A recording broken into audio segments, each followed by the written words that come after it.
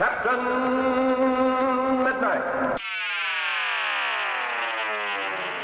The Paper is a pretty okay show that's been haphazardly stapled on to the legacy of a much better one, in a way that I think does a disservice to both. Now, that doesn't mean there's nothing worthwhile here, and I want to go over both sides of the coin. Now, this had a tall mountain to climb to really break through and get on people's radar. I mean, it's available only on Peacock here in the US. Shortly before it premiered, NBC Universal made the choice to release it all at once, 2010's Netflix style, instead of going with weekly releases as originally intended. Now, it's too soon to say if that really worked for the show. I haven't seen much about it, but it is already renewed for season 2. So let's take a look at The Paper. What it is, what it isn't, and why its connection to The Office feels so forced. Before I do though, as you've probably heard from a lot of other creators, this has been a really weird time thanks to some new YouTube policies, and like many others, I've definitely seen my numbers get impacted. I don't want to dwell on it, but I definitely appreciate you subscribing or sharing this video if you feel like it. Thank you, and let's get back into it. The Paper follows Domhnall Gleeson, who many of you will probably know from this Star Wars sequel trilogy, as Ned Sampson, an idealistic newspaper editor put in charge of the Toledo Truth Teller, a small Ohio paper that has devolved into nothing but reprinted AP articles and celebrity clickbait.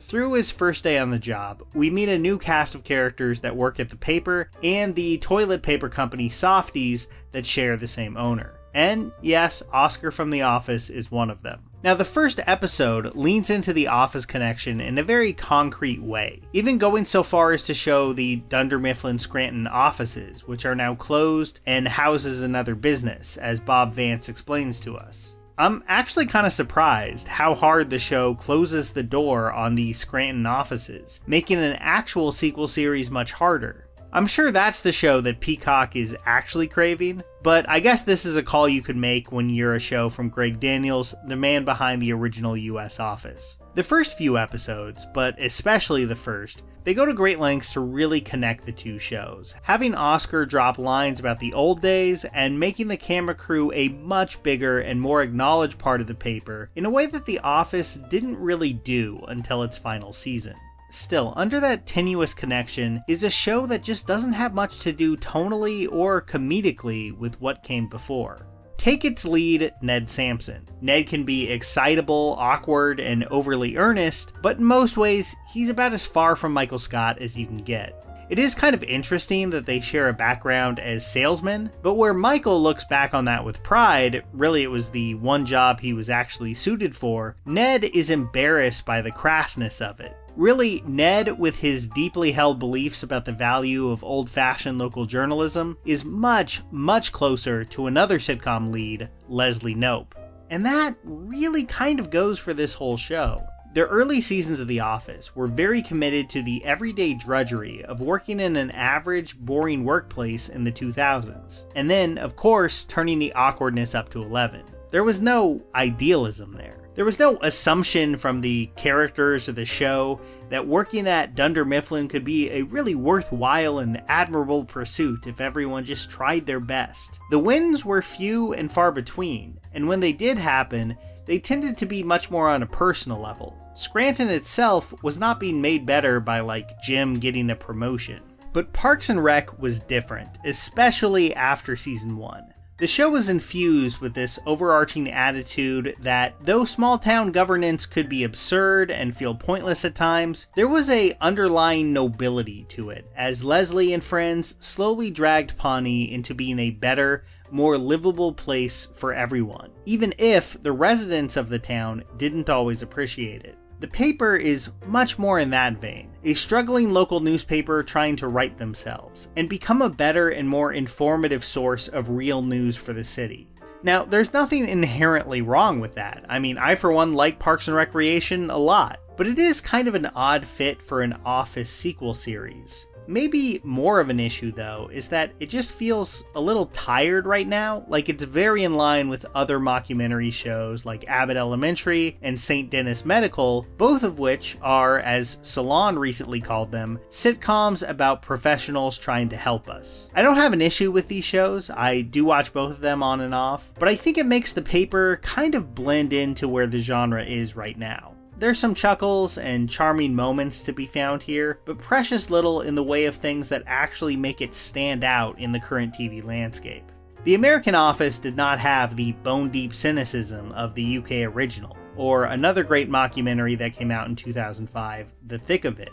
But the early seasons still had a grounded tone that wasn't about wacky friends trying to do something they all believed in, but about characters trying to find meaning and any sense of purpose in the boring absurdity of low-level corporate work life. And if there was anything I wanted from an Office sequel series, it was a little less, golly gee gang, we can do this, and a little more of that.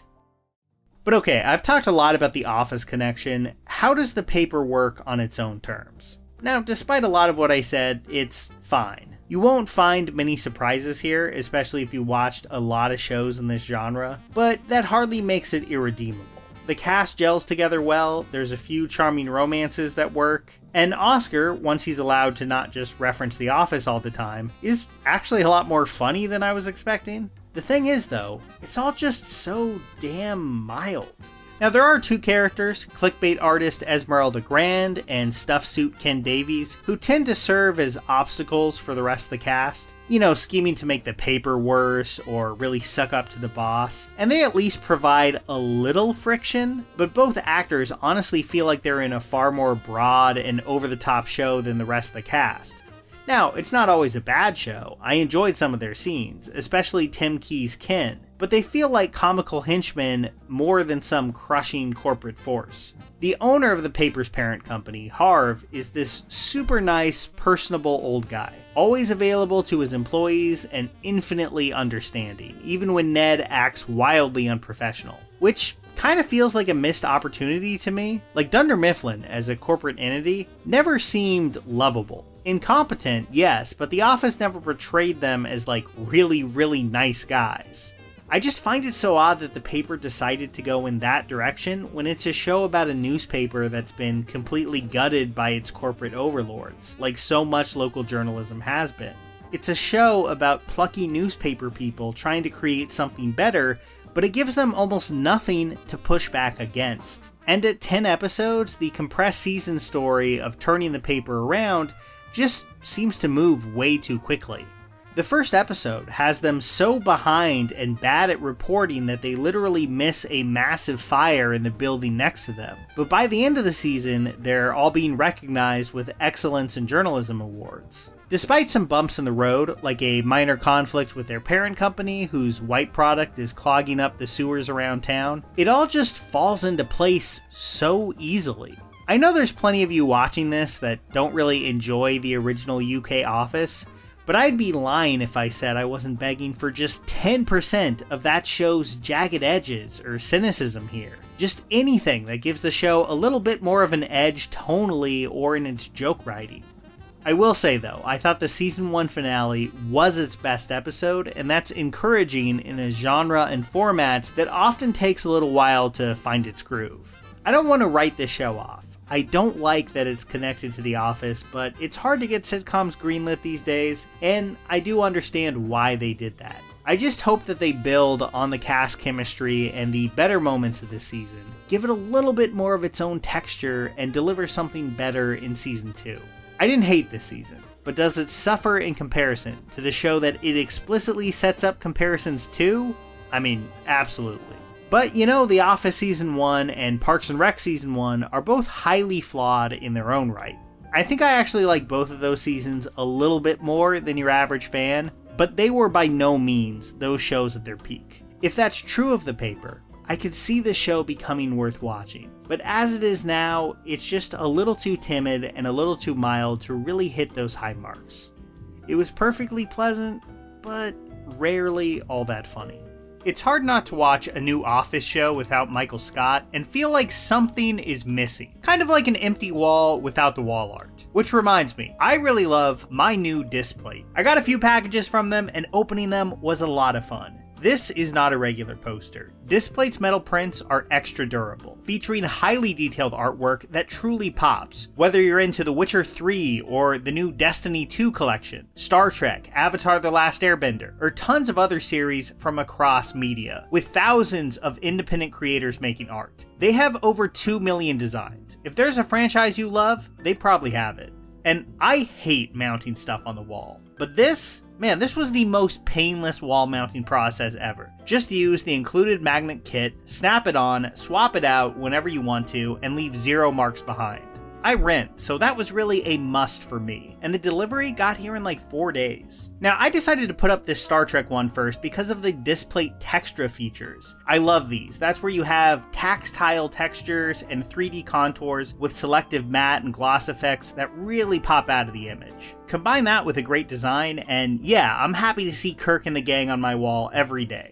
Right now, it's Collector's Fest, which means special discounts until the end of September. Get 1 or 2 for 32% off, and more than 3 for 37% off, and that goes for these Textra ones too. Check out Displate using my link in the description and use code CAPTAIN to unlock a special discount. That's displate.com/@captainmidnight and use code CAPTAIN.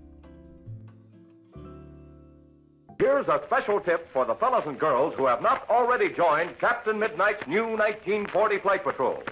You'd better hurry up and join at once because there's a big adventure ahead. The thing to do now is to get started because we're going to have not only barrels of fun, but loads of free gifts and prizes too.